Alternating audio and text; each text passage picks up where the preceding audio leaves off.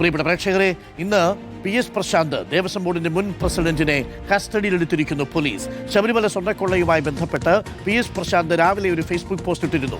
ഈ വിഷയത്തിൽ തന്നെ രാഷ്ട്രീയ പ്രേരിതമായി അറസ്റ്റ് ചെയ്യാനുള്ള നീക്കം നടക്കുന്നുവെന്നായിരുന്നു PS പ്രശാന്ത് പോസ്റ്റ് ഇട്ടത്.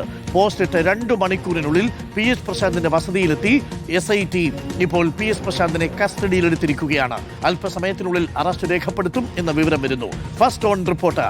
ഈ വാർത്ത ആദ്യം പ്രേക്ഷകരെ അറിയിച്ചത് റിപ്പോർട്ടറാണ്, ഞങ്ങളുടെ പ്രതിനിധി പ്രതീഷാണ്.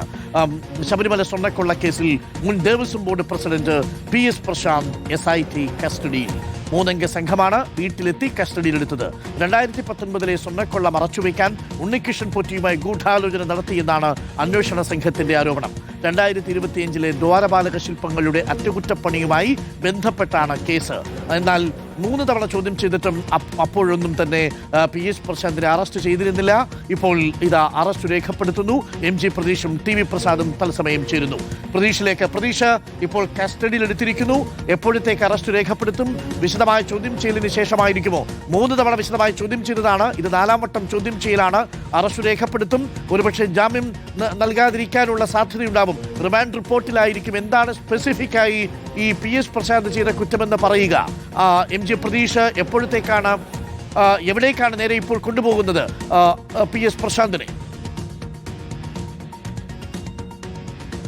അരുൺകുമാർ, നിർണായകമായ നടപടിയാണ് SITയുടെ ഭാഗത്ത് നിന്ന് ഉണ്ടായിരിക്കുന്നത്. ഇന്ന് രാവിലെ 8:30 കൂടിയാണ് 3 അംഗ ക്രൈംബ്രാഞ്ച് സംഘം PS പ്രശാന്തിന്റെ ഏണിക്കരയിലുള്ള വീട്ടിലെത്തിയത്. ആദ്യം ഈ അന്വേഷണവുമായി സഹകരിക്കണമെന്നും തങ്ങൾ ക്രൈംബ്രാഞ്ചിലെ ഉദ്യോഗസ്ഥരാണെന്നും PS പ്രശാന്തിനെ അറിയിച്ചു. ഭക്ഷണം കഴിച്ച് തങ്ങളോടൊപ്പം വന്നാൽ മതിയെന്ന് പറഞ്ഞപ്പോൾ ഭക്ഷണം കഴിക്കുന്നില്ല, ഡ്രസ്സ് മാറാനുള്ള സമയം തരണമെന്ന് പറഞ്ഞ് ഉദ്യോഗസ്ഥർക്കൊപ്പം കാറിൽ പ്രശാന്ത് യാത്ര തിരിക്കുകയായിരുന്നു. അവിടെ വീട്ടിലെത്തിയാണ് ക്രൈംബ്രാഞ്ച് സംഘം പ്രശാന്തിനെ കസ്റ്റഡിയിലെടുത്തത്. ഇപ്പോൾ ക്രൈംബ്രാഞ്ച് ഓഫീസിലേക്കല്ല PS പ്രശാന്തിനെ കൊണ്ടുവരുന്നത്. നിലവിൽ MC റോഡ് ഭാഗത്ത്, കൊല്ലം ഭാഗത്തേക്കാണ് PS പ്രശാന്തിനെ കൊണ്ടുപോകുന്നത്. നേരെ വിജിലൻസ് കോടതിയിൽ ഹാജരാക്കുമോ അതോ എവിടെയെങ്കിലും എത്തിച്ച് വിശദമായി ചോദ്യം ചെയ്ത ശേഷം മാത്രമായിരിക്കോ കോടതിയിൽ ഹാജരാക്കുക എന്ന കാര്യത്തിൽ കുറച്ചുകൂടി വ്യക്തത വരേണ്ടതുണ്ട്. പക്ഷേ അരുൺകുമാർ സൂചിപ്പിച്ചതുപോലെ തന്നെ ഇന്ന് അറസ്റ്റ് ഉണ്ടാകുമെന്ന സൂചന PS പ്രശാന്ത് രാവിലെ നൽകിയിരുന്നു. അതിന് മണിക്കൂറുകൾക്ക് പിന്നാലെയാണ് ക്രൈംബ്രാഞ്ച് സംഘം വീട്ടിലെത്തി PS പ്രശാന്തിനെ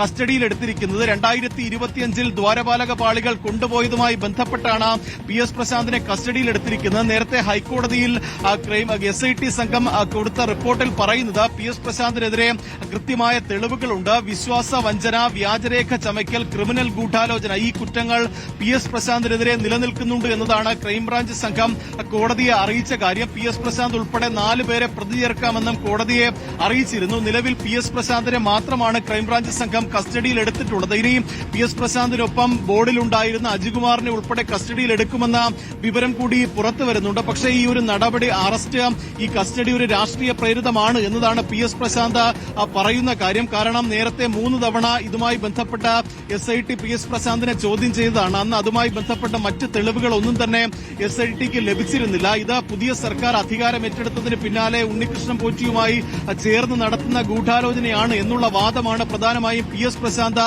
മുന്നോട്ട് വയ്ക്കുന്നത്. പക്ഷേ SIT പറയുന്നത് ഈ ദ്വാരപാലക പാളികൾ 2025 കൊണ്ടുപോയതിൽ ദുരൂഹതയുണ്ട്. കാരണം 5 വർഷത്തിനിടയിൽ ഇതിന് കോട്ടം സംഭവിക്കുന്നു. ഇതിന്റെ ഈ സ്വർണം പൂശിയതുൾപ്പെടെ മങ്ങലേൽക്കുന്ന സാഹചര്യമുണ്ട്. ഇതിലുൾപ്പെടെ ദുരൂഹതയുണ്ട്. 2019 ആ ഒരു കുറ്റകൃത്യം മറയ്ക്കുന്നതിന് വേണ്ടി കൂടിയാണ് 2025 ഉണ്ണികൃഷ്ണൻ പോറ്റിക്ക് പാളികൾ കൊടുത്തുവിടാൻ തീരുമാനിച്ചത് എന്നതാണ് പ്രധാനമായി പറയുന്നത്. ഇതുമായി ബന്ധപ്പെട്ട വ്യാജരേഖ ചമച്ചിട്ടുണ്ട്, ഒപ്പം കൃത്യമായ നടപടികളൊന്നും തന്നെ പാലിച്ചിട്ടില്ല എന്നുൾപ്പെടെയുള്ള കാര്യങ്ങളാണ് SIT പ്രധാനമായും ചൂണ്ടിക്കാണിക്കുന്നത്. ആദ്യഘട്ടത്തിൽ ഉൾപ്പെടെ സംശയിച്ചത് 2025 ദ്വാരപാലക പാളികൾ മാറ്റിയിട്ടുണ്ടോ എന്നുള്ള സംശയം SITക്കുണ്ടായിരുന്നു. പക്ഷേ ഈ VSSയിൽ ഉൾപ്പെടെ നടത്തിയ പരിശോധനയിൽ ദ്വാരപാലക പാളികൾ മാറ്റിയിട്ടില്ല എന്നും അതിൽ നിന്ന് സ്വർണം പോയിട്ടില്ല എന്നും പരിശോധനാ ഫലത്തിൽ വ്യക്തമായിട്ടുണ്ട്. അതുകൊണ്ട് തന്നെ എന്ത് തരം തെളിവുകളായിരിക്കും PS പ്രശാന്തിനെതിരെ SIT സംഘം കോടതിയിൽ ഹാജരാക്കുക എന്നത് ഏറെ നിർണായകമാണ്. കാരണം ഹൈക്കോടതിയെ അറിയിക്കാതെ ഇത് കൊണ്ടുപോയി എന്നുള്ള കുറ്റം അല്ലെങ്കിൽ അത്തരത്തിലൊരു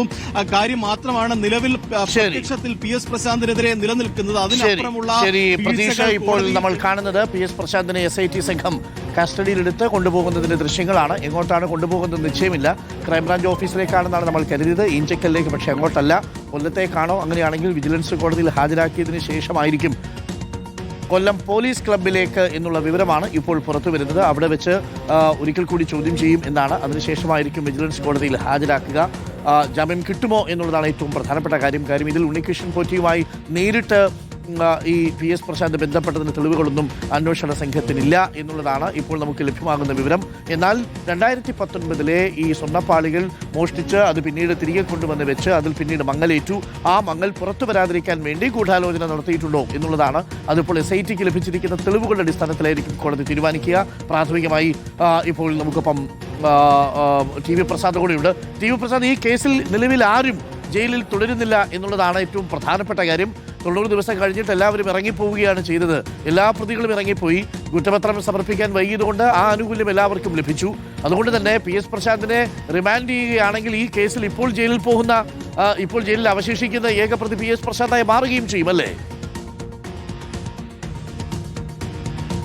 അരുൺ, അതുമാത്രവുമല്ല, അതായത് പ്രശാന്ത് ജയിലിൽ കഴിയുന്ന കാലയളവിൽ തന്നെ കുറ്റപത്രം കൊടുക്കുകയും ചെയ്യുമെന്ന പ്രത്യേകത ഇതിലുണ്ട്. ചുരുക്കത്തിൽ പങ്കജ് ഭണ്ഡാരിയും അതുപോലെ ഗോവർദ്ധനും ഉണ്ണികൃഷ്ണൻ പോറ്റിയും ഉൾപ്പെടെയുള്ള പത്മകുമാറും വാസുവും ഉൾപ്പെടെയുള്ള മുഴുവൻ ആളുകളും ജയിലിൽ നിന്ന് പുറത്തിറങ്ങാനുള്ള കാരണം അരുണ് പറഞ്ഞതുപോലെ 90 ദിവസത്തിനുള്ളിൽ കുറ്റപത്രം കൊടുത്തില്ല എന്നതായിരുന്നു. പക്ഷെ PS പ്രശാന്തിന്റെ പിടികൂടിയ സമയം ഇത് കുറ്റപത്രം കൊടുക്കുന്നതിന്റെ തൊട്ട് മുമ്പുള്ള സമയമാണ് എന്നതാണ്. അതിനുമപ്പുറം PS പ്രശാന്ത് ഇനിയിപ്പോൾ ജയിലിലായാൽ എത്ര കാലം കിടക്കേണ്ടി വരും എന്നത് സംബന്ധിച്ചാണ് വലിയ ആശങ്കയുമുള്ളത്. കാരണം അതിനിടയിൽ കുറ്റപത്രം വരും എന്നുള്ളത് തന്നെയാണ്.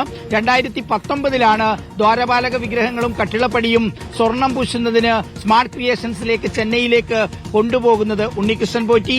അതിനുശേഷം വെറും 6 വർഷങ്ങൾക്കിപ്പുറം 2025 ആ സമയത്ത് ദേവസ്വം ബോർഡ് പ്രസിഡന്റായ PS പ്രശാന്തിന്റെ നേതൃത്വത്തിൽ വീണ്ടും സ്മാർട്ട് ക്രിയേഷൻസിലേക്ക് കൊണ്ടുപോവുകയാണ്. സാധാരണ അയ്യപ്പന്റെ ഇത്തരം സാധന സാമഗ്രികൾ പുറത്തു കൊണ്ടുപോകുന്നതിന് വേണ്ടി നമുക്ക് കേൾക്കാം.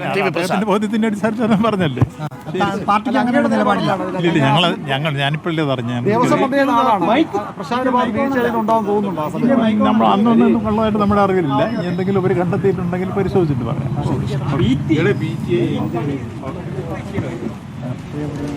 ഇതിലൊരു നിലപാടിപ്പോൾ പറയുന്നില്ല എന്നുള്ളതാണ്. എന്തെങ്കിലും കണ്ടെത്തിയിട്ടുണ്ടെങ്കിൽ